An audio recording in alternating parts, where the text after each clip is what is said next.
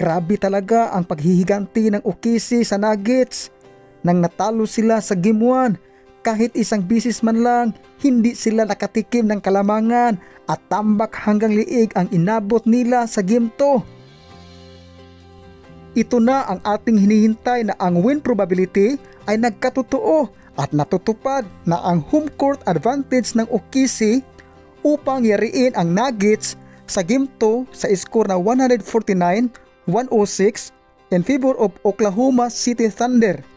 Leading scorer, ang nangunguna sa kanilang panalo sa OKC, si SGA mayroong 34 points, Holmgren 15 points, Williams 17 points.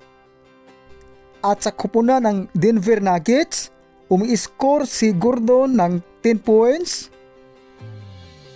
Nikola Jokic mayroong 17 points, Murray mayroong 14 points.